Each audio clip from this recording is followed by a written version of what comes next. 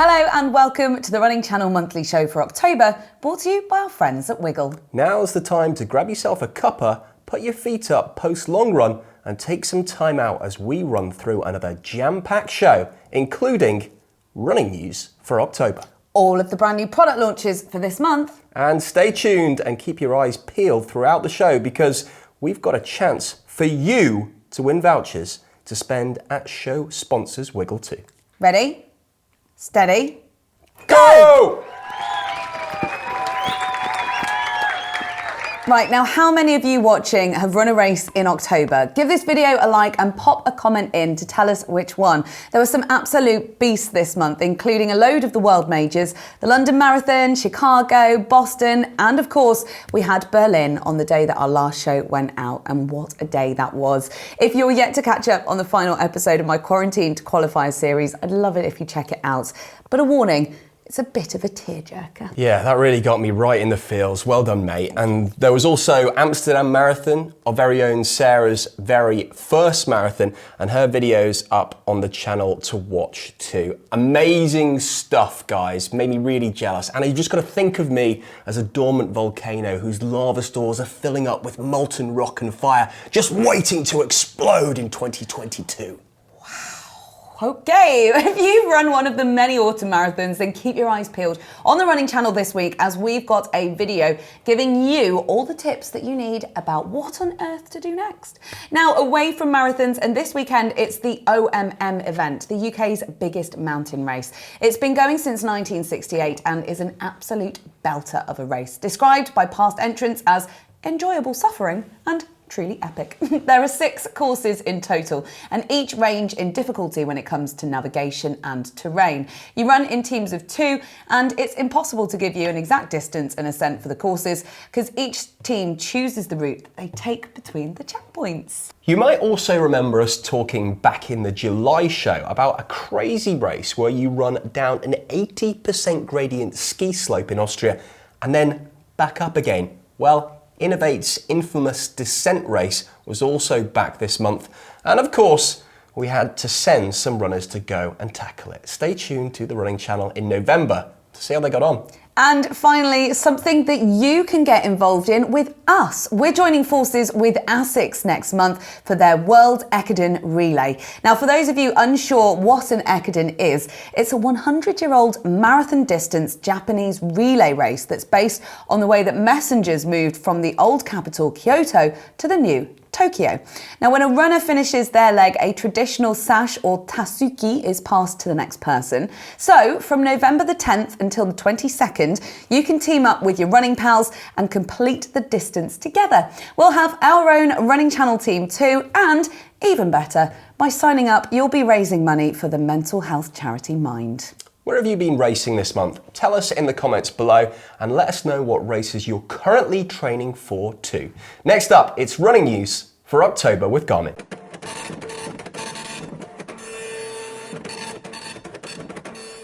First up, we are heading back to the London Marathon for a big fat roundup of all the amazing stories. First, Charlotte Purdue ended her 2021 on a massive high, coming in 10th female and becoming the 3rd fastest British woman of all time, behind Paula Radcliffe and Mara Yamuchi. She crossed the line with a new PB of 2 hours, 23 minutes, 26 seconds, 14 seconds short of Mara Yamuchi's 2nd place on the British all-time list. Yeah, there was also a new women's champion in the race, Jocelyn Jepkosgei, who until this month held the 10k road world record time, took the win with a time of 2 hours, 17 minutes and 43 seconds. Wow. Away from the elite field, and 54 record attempts took place, with runners aiming to enter the Book of Guinness World Records. You might remember back in 2019, our very own Running Channel presenter, Kate Carter, became the fastest female to run a marathon in a full body costume when she ran dressed as a panda. Yeah. Never stops talking about it. No, never. This year, there were 30 new records set, so a huge well done if you were one of them. A special shout out to Sarah Dudgeon and Max Livingston Learmonth, who ran the fastest marathon in a 2-person costume, crossing the line as a super speedy sausage dog in 3 hours, 17 minutes and 12 seconds. Unreal. And event director Hugh Brasher also confirmed that the marathon will be returning to its usual April timeframe in 2023. The ballot for next year's race, which is happening in October again, has now closed. But if you entered it, you'll be finding out if you're in February next year. Fingers crossed. A lot of debate about those dates. Finally, another world record for you. Former British soldier Darren Hardy pulled a car 30 miles to beat 3 world records, including the fastest marathon whilst towing a car.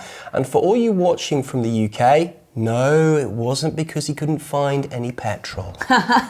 Good one, Rick. No, Darren completed this epic feat to raise funds to help pay for medical treatment for a 12-year-old girl with a rare life-threatening disease. Super good cause. Now time for the Treadmill Challenge with Zwift. This month it's the turn of Running Channel community member Jess Carter, who you might remember from our Strava challenge video. So Jess is one of loads of runners taking part in the Zwift Academy Run Programme, an 8-week training programme where you run a baseline 5K at the start and end and take part in a load of structured workouts in between to help you improve. She'll be sharing her progress on the Running Channel's social media channels. But how will she fare running on Zwift while answering questions about running? Let's find out.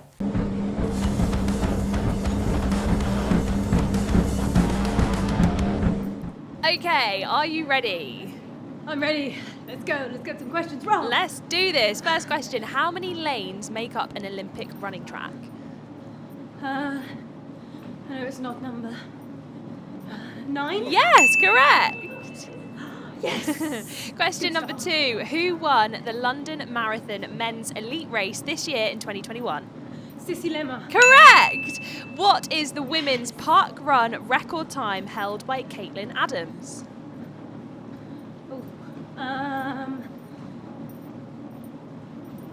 15 minutes, 23 seconds? So close, no, put the speed up. Question number 4, which marathon has just officially been confirmed as an Abbott World Major Marathons candidate race? Manchester? No, incorrect. Put the speed up. Question number 5. The Guinness World Record for largest treadmill was achieved in 2004 with a huge treadmill unveiled at Venice Beach, California. How long was the treadmill to the nearest meter? Who knows that? Really weird world record as well. Let's say 90 meters? No, incorrect. Put the speed up. Next question. What? A marathon is 26.2 miles and 42.2 kilometres. What is 100 miles in kilometres to the nearest kilometre? Maths is my downfall, this ain't gonna go well. 100 miles in kilometres. Yeah. 500 kilometres? No, incorrect. Put the speed up. God, that was Next embarrassing. question. What is the Accumulator Running Challenge? Accumulator running challenge? No idea. No idea. Okay, then put the speed up. Next question. How many Olympic gold medals has Sir Mo Farah won? 4. Correct! Yes! Next question. British athlete Charlotte Purdue ran a PB at the London Marathon this year. What time did she run? A London Marathon PB, 2 hours, 16 minutes? No, so close. Put the speed up. Next question. Kipchoge ran a sub 2-hour marathon in Vienna in 2019. What date in 2019 did he achieve this incredible time? January 15th. No. No. Incorrect. Stupid Put the date. speed up. The 23rd of March is a busy day for birthdays. How many British Olympians share this birth date? 6.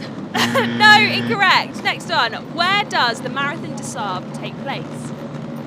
Sahara Desert. Correct. Next question. The Self-Transcendence 3,100 mile race takes place in which city? Athens. No. No, incorrect. New York. Put the speed up. To the nearest 1,000, how many plays has the Running Channel's single Run With Me had on Spotify? 22,000. No, 32,000. Put the speed up. What is the current 100-metre women's world record?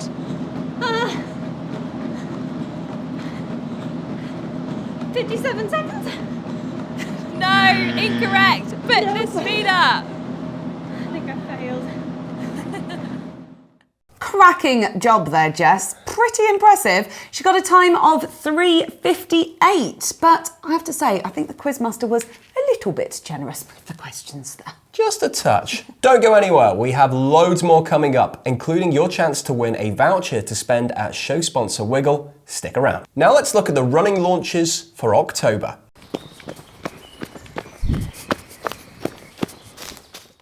Polar have launched a brand new watch this month, the Polar Grit X Pro. You might remember us releasing a first look video when the first model of this watch came out. Well, it's had a serious upgrade. The new watch has been tested under the most extreme conditions and has some incredible features, including 40 hours battery life with full GPS, water resistant up to 100 meters, and turn-by-turn guidance from Komoot. Sticking with tech, and there's been a new long-awaited update from Strava. You can now add your gear info to your profile via the mobile app. Unbelievable. Until now, it was a feature you could only access by using Strava on a computer. But now on, you can use the Strava mobile app. Open the U tab and select Profile, then Gear. Click on the plus sign icon in the upper right-hand corner to choose whether to add a shoe or a bike by tapping on the first drop-down menu. It means that when you add your runs on Strava, you can assign a shoe to them so that you can keep track of how many miles you run in them and which shoes you've used for which workouts. This is nuts, isn't it? Yeah, is anyone else so happy to see that Strava update, or just me?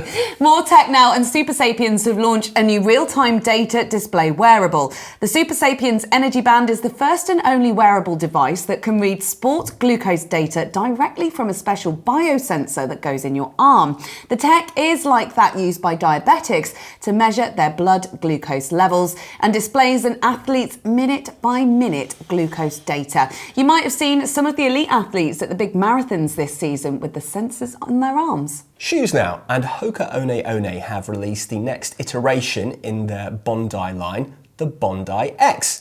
It's HOKA's newest offering in the carbon plate department, but they say this is a carbon plated shoe for everyone because it's designed to give runners of all levels stiffer, more energy efficient movement through each stride. Now, for those of us living in the Northern Hemisphere, winter is coming. Little Game of Thrones reference there for you. And with that, so are the darker mornings and early sunsets. Now is the time to make sure that you can be seen on your runs. And Brooks have launched their Run Visible collection. Tops, bottoms, shoes and accessories. Basically all the stuff that you need as a runner, but in designs that allow you to be spotted by a moving vehicle from 180 metres away. It's made with retro reflective material specifically designed to keep you seen and comes in colours including nightlife yellow, one of the easiest colours to see in low light conditions, with the material reflecting the light from a car's headlights directly back towards the driver. And sticking with that same theme, Provis have launched their new hydration pack to help you keep running safe in the dark. The Reflect 360 range is super high-vis, and the pack comes in both black and yellow with the familiar Provis reflective technology. It comes with two 500ml soft flasks and 1.5 litre rear bladder. And finally, Ultimate Performance have launched the Advanced F3D insoles. They feature a 3mm damper that Ultimate Direction claim absorbs 95% of the high-frequency shockwaves generated by running on hard surfaces. I need these. The running channel's Sarah has taken these ones out for a spin and says that they feel springy and cushioned without getting in the way. They're easy to cut to fit into your shoes. Nice. Next up, it's over to the Running Channel's resident physiotherapist, Manni. Manni! In the Physio Room to answer your questions about running. And if you've got a question for Manni, don't forget to email it to physio@therunningchannel.com.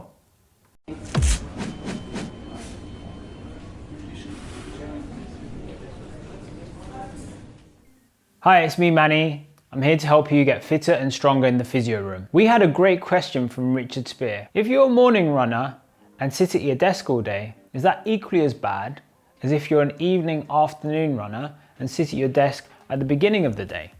It's simple. There are a few things that we need to think about. When we run, are we warming up and cooling down well enough?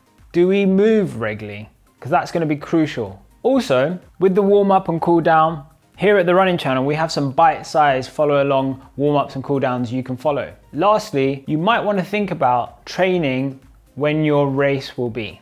So if your race is going to be in the morning, you might want to train in the morning. If your race will be in the afternoon, you might want to train at the time of your race. And last of all, do what's best for you, Richard, because your day may be scattered and you may need to train at different times. Do what suits you. I'm Manni here in the Physio Room, and I'm looking forward to seeing you all next month. Thanks so much for sending in your question for Manni to answer. Keep them coming. And speaking of questions, next up, it's Ask TRC. Welcome to the part of the show where we answer your questions, all about running. Don't forget, if you've got a question you'd like us to answer next month, then email it to asktrc@therunningchannel.com or pop it in the comments below. First up, a question from Adrian McDonald, who wants to know why he is always so tired after his 10k 5 a.m. runs. Basically, he wants to know, how do you run without getting tired, Anna? Oh, the holy grail of running questions. It's totally natural to feel a bit tired, either before, during, or after a run. There's loads of reasons why it might be, and some of them aren't actually down to the run itself. So think about your body as being an engine. Have you got enough fuel for a start?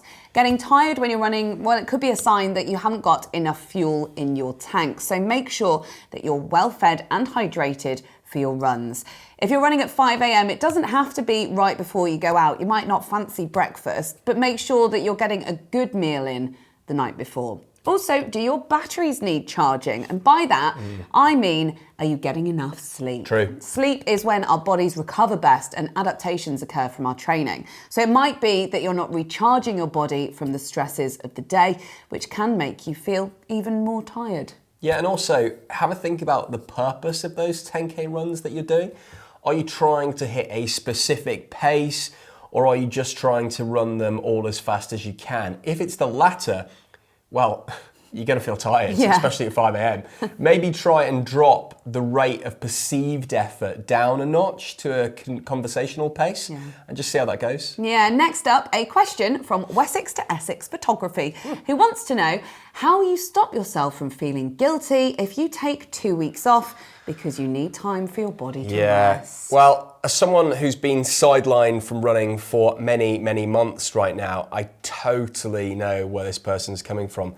Mine's more of an enforced break because of my cartilage, but there are times when I still feel that pang of guilt, and it is totally normal. However, the main thing here is to know that rest days or even weeks are just as good for you as running itself. Yeah, that's right. We know it can be hard. Whilst running might have started off as a hobby for you, a study recently actually showed that exercise addiction is becoming increasingly common, affecting almost 1 in 10 people.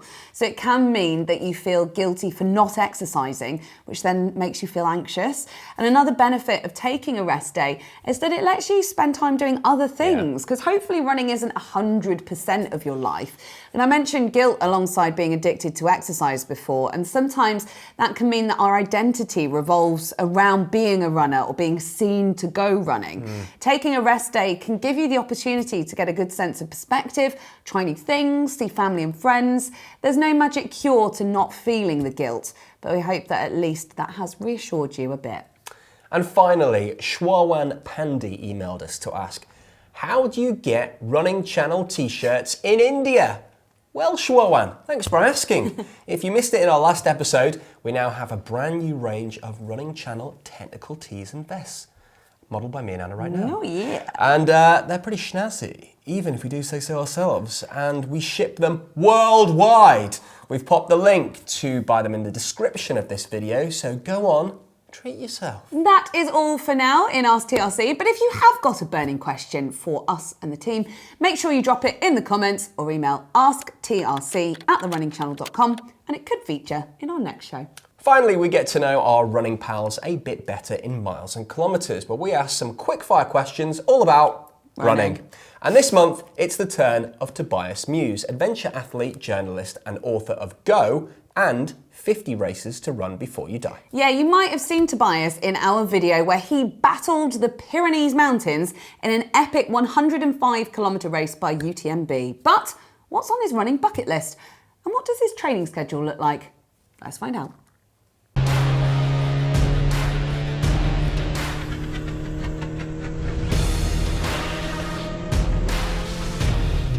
I think I would definitely say kilometres, and I have done for a long time. However, I think when I first started running, I was measuring in terms of speed, I would measure in miles. I would go in a 7-minute mile or a 6-minute mile or whatever. But if I'm working on a distance race, anything beyond 5k, I wouldn't say I do a 3-mile race. That would be a 5k race or a 10k. I think in distances, definitely kilometres. Speed, probably miles. Yeah, speed miles, distance kilometres. There we go. It's really bad to admit this. I never actually train for anything. I just kind of keep prepared for something that might happen. So next week I'm going on a 5-day yomp across the Pyrenees along the GR10. You know, I haven't trained for that. I'm just going to do it. It's about 100k. Yeah, I'm bad at training. I just do it. It's not something I'd recommend, but time is short. When it comes to recovery, my techniques are pretty poor. I'm bad at stretching. I only really sit on those sort of horrible balls when I need to. I have a vibrating peanut. I call it my vibrating balls. When my wife is occasionally in need of a bit of should we say help, I say, would you like to sit on my vibrating balls? And she looks at me like, oh God, not again. If I had one thing, probably running the Western States 100. I mean, I think that's kind of up there, you know. But actually, if I tick off the Tour de Géant next year, that will probably be my biggest bucket. I feel that's like, in terms of ultra marathons, that's like an extra large, like, it's big. And then anyone who says, have you run an ultra marathon, you can definitely say, yeah, I've been there, done it, once you've done that race. So that would be my biggest bucket list. But if I could get to the States and get my golden ticket for the Western States, that would be nice. A vibrating peanut! Wow! I can't believe you just said that. Yeah, that's not actually what I thought he was going to say. But also, he got married at the wine marathon. What a cool guy. I know, he is so cool. Don't forget, you can win a voucher to spend at show sponsors Wiggle by answering a question about this episode. All you need to do is click the link in the description and submit your answer. T's and C's apply. Yes, and congratulations to John Such, who was the winner of last month's voucher. Thanks so much for watching, and we'll see you next time here on the Running Channel. Bye. Bye.